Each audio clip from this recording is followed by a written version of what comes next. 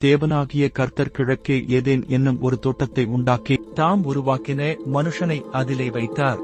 தேவனாகிய கர்த்தர் பார்வைக்கு அழகும் புசிப்புக்கு நலமுமான சகலவித விருட்சங்களையும் தோட்டத்தின் நடுவிலே ஜீவ விருட்சத்தையும் நன்மை தீமை அறியத்தக்க விருட்சத்தையும் பூமியிலிருந்து முளைக்க பண்ணினார்.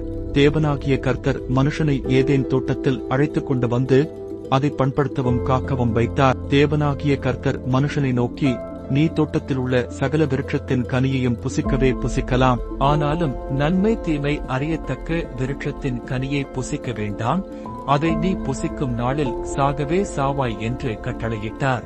தேவனாகிய கர்த்தர்தாம் மனுஷனில் எடுத்த விலா எலும்பை மனுஷியாக உருவாக்கி அவளை மனுஷனிடத்தில் கொண்டு வந்தார். அப்பொழுது ஆதாம், இவள் என் எலும்பில் எலும்பும் என் மாம்சத்தில் மாம்சமுமாயிருக்கிறாள். இவள் மனுஷனில் எடுக்கப்பட்டபடியினால் மனுஷி எண்ணப்படுவாள் என்றான். தேவனாகிய கர்த்தர் உண்டாக்கின சகல காட்டு ஜீவன்களை பார்க்கிலும் சர்ப்பமானது தந்திரமுள்ளதாயிருந்தது.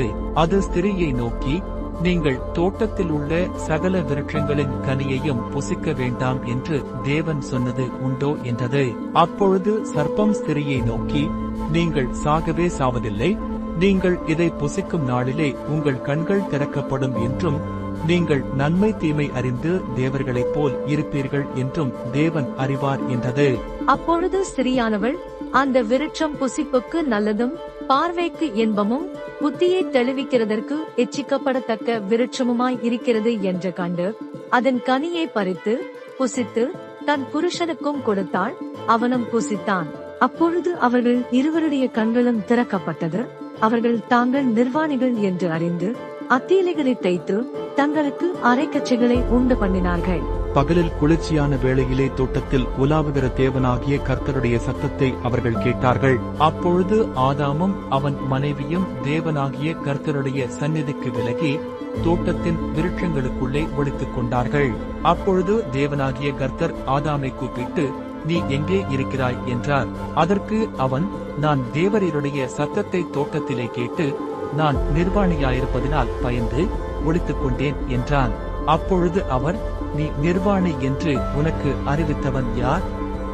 புசிக்க வேண்டாம் என்று நான் உனக்கு விலக்கின விருட்சத்தின் கனியை புசித்தாயோ என்றார். அதற்கு ஆதாம், என்னுடனே இருக்கும்படி தேவரீர் தந்த ஸ்திரீயானவள் அவ்விருட்சத்தின் கனியை எனக்கு கொடுத்தாள், நான் புசித்தேன் என்றான்.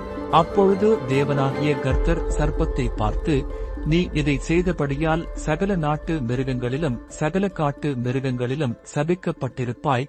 நீ உன் வயிற்றினால் நகர்ந்து உயிரோடிருக்கும் நாளெல்லாம் மண்ணை தின்பாய். உனக்கும் சிரிக்கும் உன் வித்துக்கும் அவள் வித்துக்கும் பகை உண்டாக்குவேன்.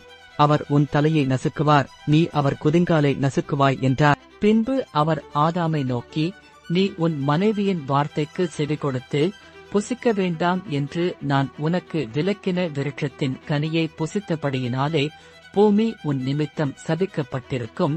நீ உயிரோடிருக்கும் நாளெல்லாம் வருத்தத்தோடே அதன் பலனை புசிப்பாய். நீ பூமியிலிருந்து எடுக்கப்பட்டபடியால் நீ பூமிக்கு திரும்ப மட்டும் உன் முகத்தின் வேர்வையால் ஆகாரம் புசிப்பாய்.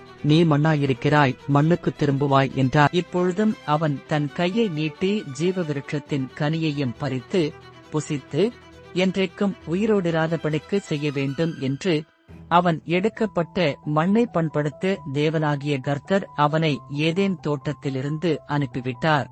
அவர் மனுஷனை துரத்திவிட்டு ஜீவ விருட்சத்துக்கு போகும் வழியை காவல் செய்ய ஏதேன் தோட்டத்துக்கு கிழக்கே கேருபீன்களையும் வீசிக்கொண்டிருக்கிற சுடரொளி பட்டயத்தையும் வைத்தார்.